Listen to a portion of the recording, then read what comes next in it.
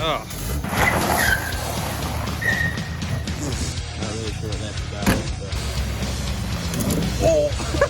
I want to make an angry truck rant and just be mad, you know.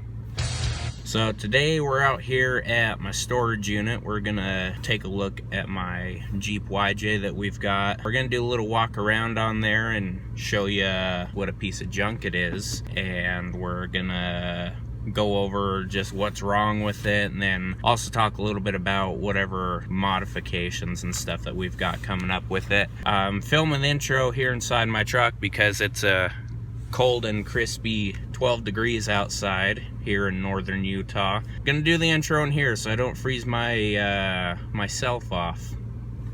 That's the hog. I think the funnest part of today is seeing if this actually starts in this cold weather. It's still carbureted, and it's got a different kind of deal going on with the airbox and everything that I made work myself, because when I got it, there pretty much is nothing there. So hopefully the air is not too cold and we can get this thing fired up. Let's see how she do.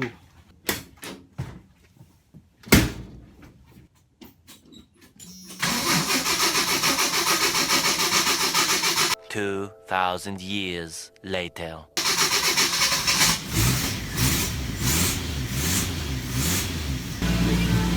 That moment when you asphyxiate.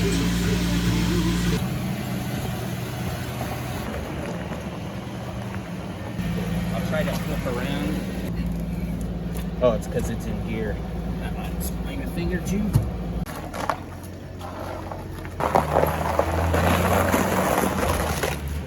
Dude, look, you can see my exhaust leak down there. It just spits fog. So I ended up picking this up off a buddy back in like August or so.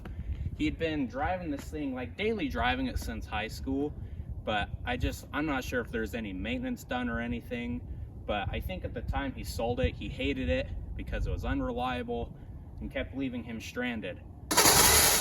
So he put it up on Facebook for super cheap, and I was just like, oh no, you silly goose. You posted that for way too cheap. So what I should have done was message him and say, hey man, you need to list that for a lot higher. But instead I messaged him, I said, hey, I'm gonna come pick that up and buy it right now. And yeah, I guess I took advantage of a friend to get this for a good deal. Oof. But at least he sold it to a friend, so he probably doesn't feel as bad about letting it go for cheap. But yeah, the thing was kind of a pile of junk, still is a pile of junk, but it was a whole lot worse back when I got it. And you know, I've gone through, done a good tune-up and everything on it, so it runs now and I can get from point A to point B without being stranded. So I like that a lot.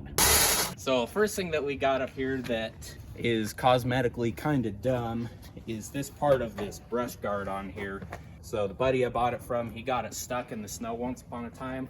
So he called one of our big truck friends over to pull him out.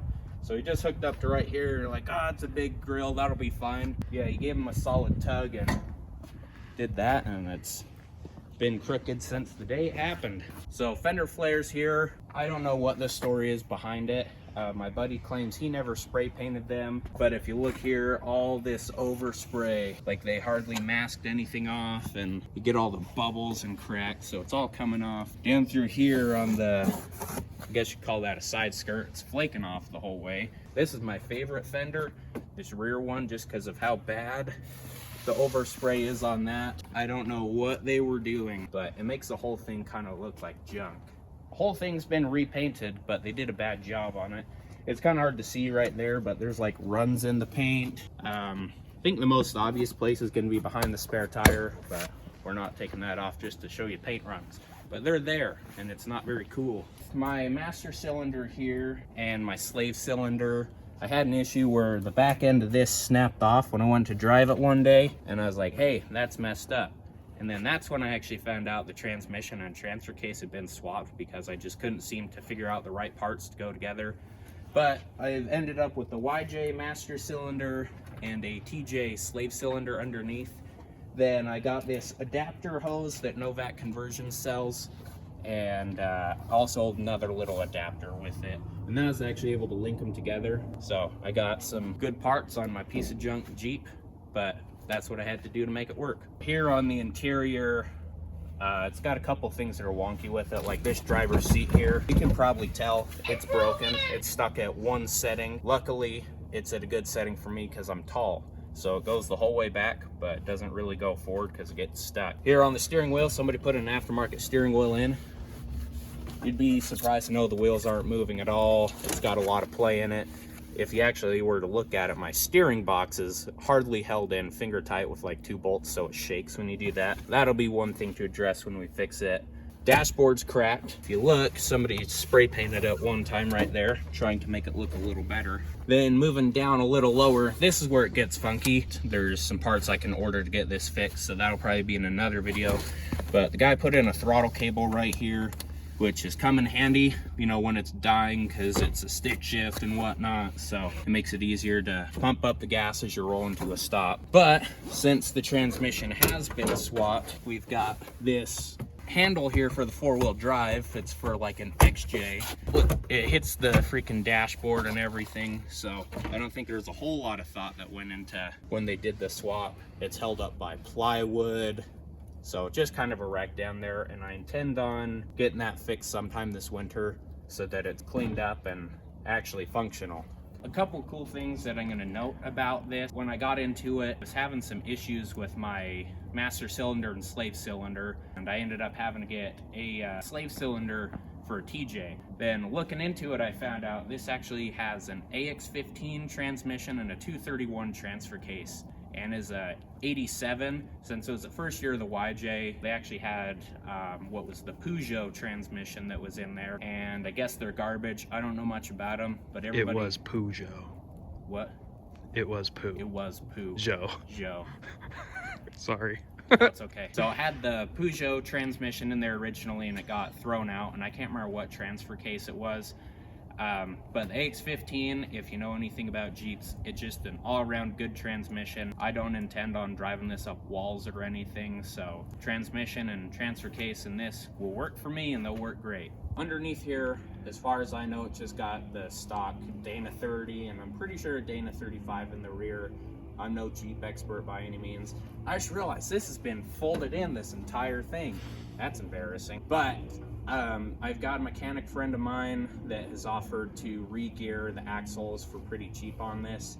So I'm hoping to go up to about a 33 or a 35 inch tire. Yeah, I don't know, we'll go with 410 gears, 456 gears, I don't know. One thing I've noticed is a lot of people on the internet are gonna argue and say, well, you should do this and you should do that. But wanna know what I have to say? It's my money, and if I'm gonna waste it, it's not your money, so deal with it.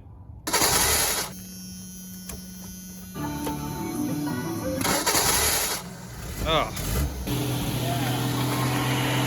All right, let's go.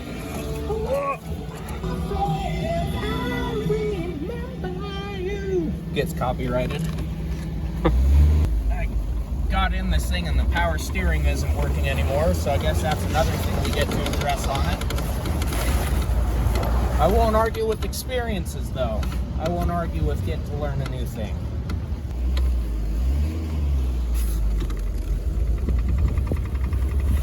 I'm surprised this thing's sitting for a couple weeks with all the snow and the ice. It's actually running quite good. I know that people praise these inline 6 motors that Jeep did because they run so darn smooth. And even with this thing going out, it still runs pretty dang smooth. So I'm not even mad about any of that. Oh, it's freaking cool. It sure is. You know, I'm really happy for Zane that he's got something that he's excited about, but it's a piece of crap. But maybe when he's done with it, it won't be a piece of crap.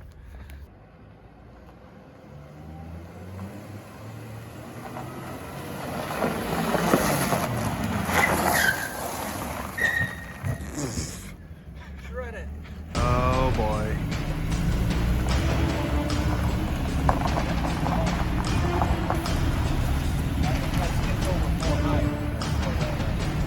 Probably.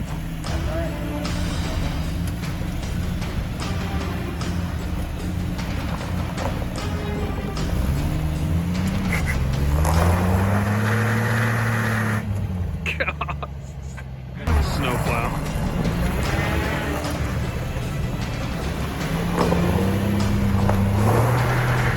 Jeep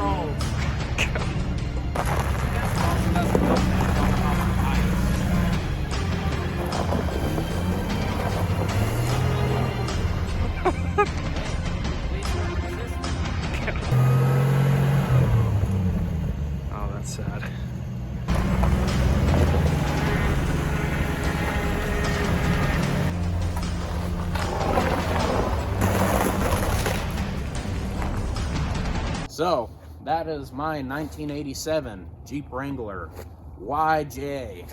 And yeah, we're hoping to have a lot of fun with that in the next coming months. And then once spring finally rolls around and everything, then you'll probably see a lot more videos of us taking it out, wheeling, and maybe tipping it over if we get lucky enough. That'd be kind of cool. So yeah, we'll see you later. What is Matt? Oh, we'll go get him out.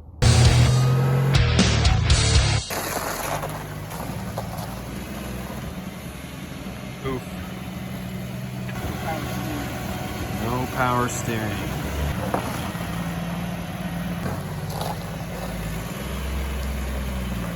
Oh!